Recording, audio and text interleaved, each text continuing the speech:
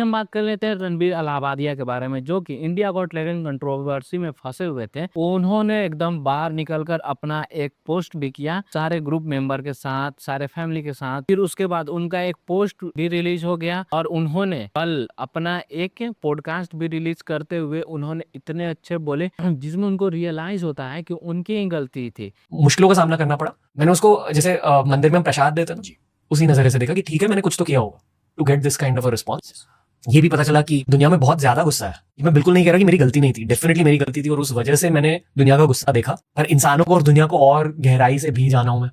At the same time मुझे बस काम करना है। I want to keep working hard. Move on सबसे बेस्ट है, एक्सेप्टेंस एंड मूविंग ऑन। आपसे जो गलती हुई है वो मैं भी जानता हूँ कि आपसे गलती हुई है और जिसके लिए आपने दुख भी झेला, आपने माफ़ी भी मांगा। मैं तो ये मानता हूँ कि अपने समाज में मीडिया के जरिए इतने सारे बुरे चीज़ें दिखाते हैं, फिल्मों में दिखाते हैं, सीरियल्स में दिखाते हैं और भी बहुत सारे बुरी चीज़ें होती है, लेकिन उसके ऊपर कोई कुछ नहीं कहता है, उसको एक्सेप्ट कर लेते हैं। लेकिन फिर कोई बात नहीं। लेकिन आपसे ये कहूँगा कि लोग जो है बाय नेचर बुरे नहीं होते हैं, हालात उनको बुरा बना देते हैं। इसी के साथ आशीष चंचलानी का भी कमबैक होने वाला है, जो कि उन्होंने अपने खुद के ही इंस्टा स्टोरी में ये बताया कि उनकी काम चल रही है और ये इन दोनों ने भी इंडिया गॉट टैलेंट कंट्रोवर्सी से बाहर निकल चुके हैं, लेकिन समय रहने का अभी तक कोई रिपोर्ट नहीं आया। अभी हम बात कर लेते हैं रय दाल के बारे में, जहाँ की रय दाल का हो जाता है कंट्रोवर्सी, वो भी एक कैब ड्राइवर के साथ। ऐसा इसलिए होता है क्योंकि उनको जाना था एयरपोर्ट, उन्होंने कैब बुक किया था, गाड़ी बोल रहे थे फास्ट चलाओ, लेकिन वो कैब ड्राइवर स्लो चला रहा था। इसी के बीच बहुत ही ज्यादा लफड़ा हो जाता है और कैब ड्राइवर गाली भी देने लगता है। लेकिन गाली देने के बाद उन्होंने अपने इंस्टा स्टोरी में एक वीडियो अपलोड की और साथ ही साथ उन्होंने चैनल ग्रुप में भी स्टोरी डाली और दिखाई कैसे उन्होंने किसको कैसे सॉल्व किया है। गाली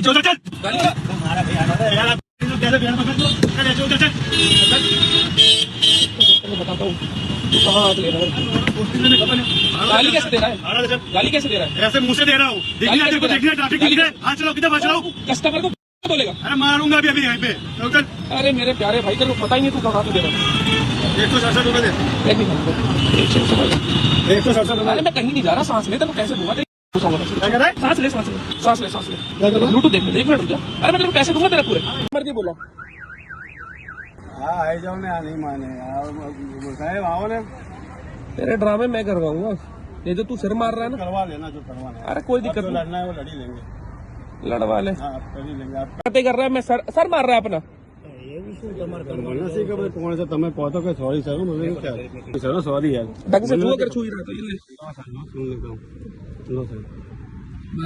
वही हम बात कर लेते हैं आईपीएल मैच के बारे में, जहां की कल का मैच था पंजाब वर्सेस एलएसजी, जो कि ये मैच तो जीत जाती है पंजाब, लेकिन बहुत ही अच्छा एक मोमेंट दिखता है, जो कि प्ले ग्राउंड के बाहर से कैच रोक लेता है, एक फैन मोमेंट हो जाता है वहीं पे। इसी के साथ हम आगे बात कर लेते हैं। हेलो सीएसके फैन, कैसे हैं आप लोग? आपका थाला फॉर ए रीजन 7 पे है, अब आप लोग कुछ नहीं बोलेगी। माइनस 0.77 से लीड कर रहा है भाई, अब नहीं बोलोगे थाला फॉर ए रीजन? थाला फैंस हेलो, कहाँ हो आप? वही हम बात कर लेते हैं OTT 2 के कंटेस्टेंट मनीषा रानी के बारे में, जो कि अभी हाल फिलहाल में उन्होंने एक घर लिया 4.98 करोड़ में, जो कि मुंबई गुरुग्राम में है। नवरात्र पहले दिन ही और आप सबके प्यार के वजह से मेरे मेहनत ने कमाया हुआ मुंबई में मेरा पहला घर। इसी के साथ आगे बढ़ते हैं, हम बात कर लेते हैं फ्लाइंग बिस्ट के बारे में, जहाँ की फ्लाइंग बिस्ट ने एक वीडियो अपलोड किया था वेयर इज माई पॉ, लेकिन इसमें ये बहुत ज्यादा ही ट्रोल होने लगे। ट्रोल होने के बाद इनके फैन जो बहुत ही ज्यादा दिनों से इनकी वीडियो देख रहे थे, today I unsubscribed you, I was following you since years, I could not even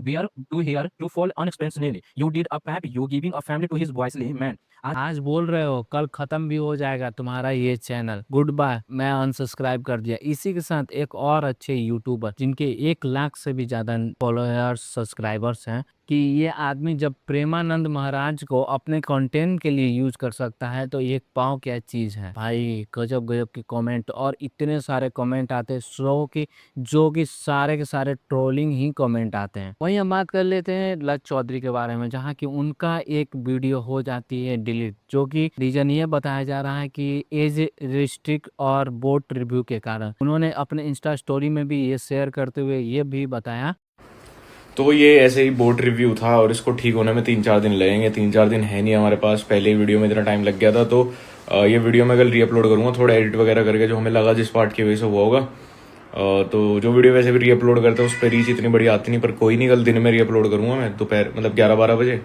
डाल दूंगा मैं स्टोरी, तो देख लेना।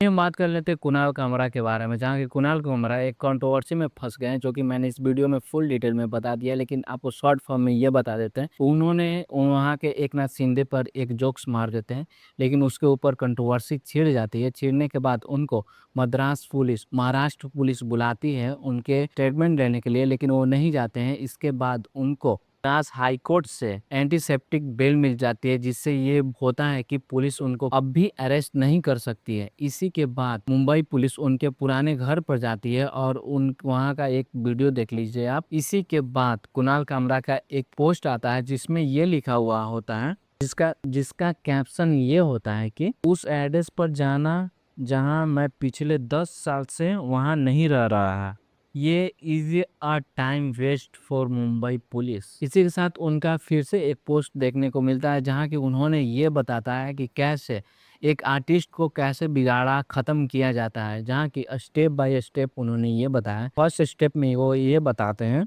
कि ब्रांड बनाकर, फिर सेकंड में ये बताते हैं जब किसी निजी और का काम बंद कर ले, तीसरा में ताकि बड़े आयोजन स्थल पे ना ले, चौथा में हिंसा करते हुए जब तक सबसे छोटी जगह भी अपने दरवाजे बंद कर ना ले। फिर बताते हैं ऑडियंस से क्वेश्चन पूछा जाता है, कला को अपराध स्थल में बदलना, यानी कला को अपराध स्थल में बदलना। भाई क्या है, ये क्रिटिसाइजिंग रिपोर्ट देते हैं कुणाल कामरा। इसी के साथ आज के लिए बस इतना ही। नेक्स्ट मिलते हैं नेक्स्ट एपिसोड में।